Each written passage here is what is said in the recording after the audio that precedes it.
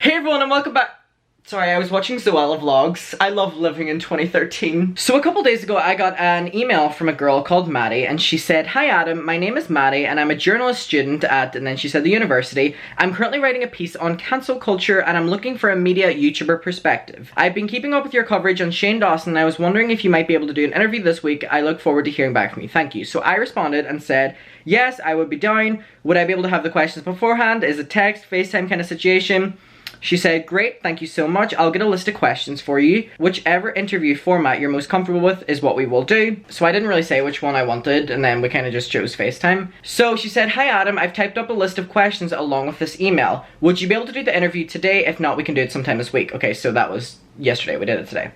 So the questions are, how did you get into YouTube? How did you get into covering drama? What do you think of cancel culture? Can you give me a quick summary of the Shane and Jeffrey situation? Do you think Shane deserves to get cancelled? Why? Why not? Why does it seem harder for others to get cancelled than other people? Why do you think Shane was referred to as the king of YouTube? What's the best thing someone like Shane can do in this situation? Do you think quarantine has played a part in how often people are cancelled recently? Why now and not 5 to 10 years ago? Why not cancel him when he started posting things like this? So we're about to do the email. I'm super nervous because I've never talked to this girl before other than emails. I get stressed. Y'all better pray for me. I hope this goes good. I even made a tea. That's on what period? Side comment before the interview starts, I've literally just been watching Zoella vlogs recently. It's so embarrassing. I used to watch Zoella all the time and then recently I've just discovered that she still does YouTube.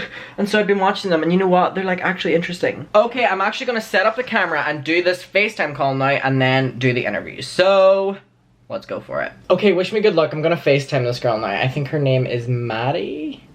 I think so. If it's not, I'm gonna say Maddie anyway and I'll probably be so rude. Hello. Hi, it's nice to meet you. It's nice to meet you too. Hi, I'm Adam. Hi, I'm Maddie. Nice to meet you. Nice to meet you. Oh my goodness. So I've been watching your videos. Thank you. Of course.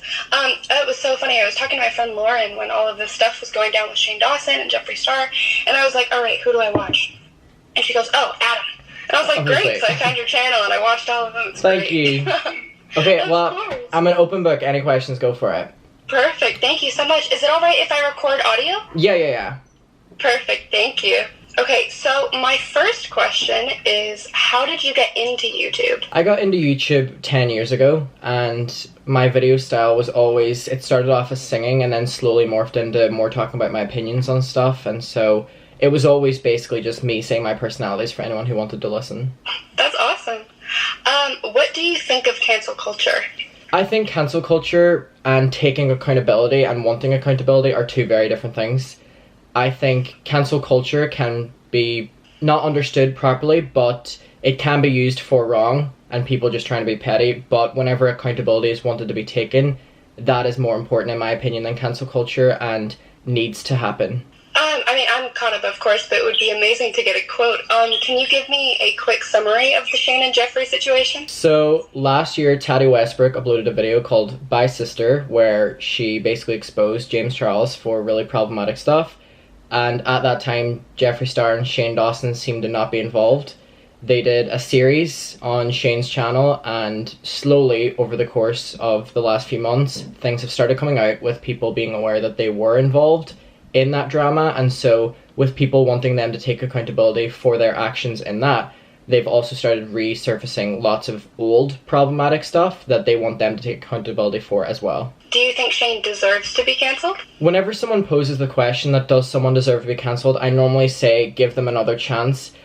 With Shane, it's hard because it seems to be a recurring pattern of behaviour, and in his video, he posted a video called Taking Accountability, and he said that he apologised for an apology that he put out because people didn't like it. And then 2 days later, he went on an Instagram live screaming at the TV because Tati was on the TV apparently lying about him. So he basically just showed that, again, this was behaviour that he was just making a quick apology video for. So does he deserve to get cancelled? I think he deserves to properly take accountability. Why does it seem like some people are harder to cancel than others? For example, Jeffrey and all the things that he's done, and he still kind of is up there where Shane fell so fast. I think if a YouTuber builds their foundation of their career off of problematic behaviour and or not being the greatest person, the expectation and the bar is automatically lower for them. And we can see this with multiple YouTubers, Tana Mojo, also Jeffree Star, which is why they're not being affected whenever scandals come out against them. But with someone like Shane, he has built his reputation in recent times off of being a cuddly bear, papa figure, if you want to say so, on YouTube. So he has been hiding a lot in a lot of people's opinions. So that's why he's taken the fall harder than Jeffree, because he never came across as problematic and seemed to have cleaned up his act. Right, got you. Why do you think Shane was referred to as the king of YouTube? I think because he was one of the pioneers, and he also was around for so long and continued to keep his relevancy, kind of like Jenna Marbles. They were definitely the two at the top of the platform, so I think with him being able to reinvent himself from his old self, kind of made him that, like, godly figure on YouTube for a lot of people, and they grew up with him, and then they were still able to be with him in their adulthood, so I think that is as well why he was able to take the fall harder, because people were just disappointed. Right.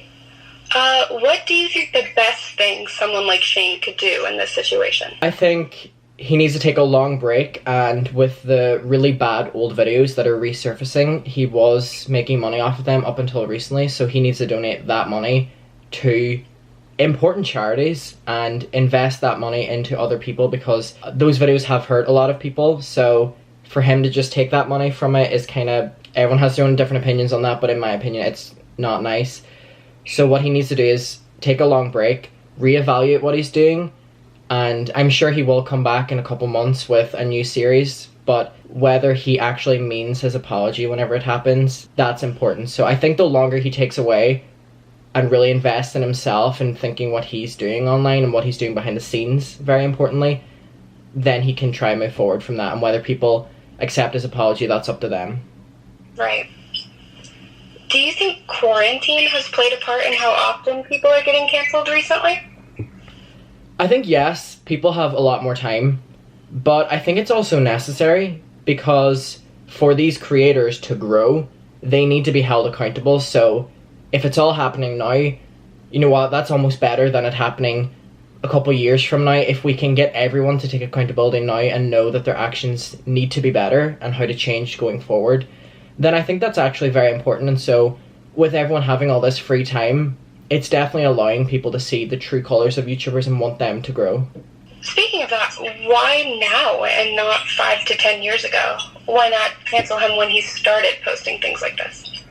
Unfortunately, it was normalised, and I think people didn't want to listen to those kind of conversations 5 to 10 years ago, and I think the conversation is now in full effect, thankfully, and so people are willing to listen to people who've been hurt by this, even if they haven't listened to those, and even just look at things from a new perspective. And a lot of people will say, times were different 5 to 10 years ago.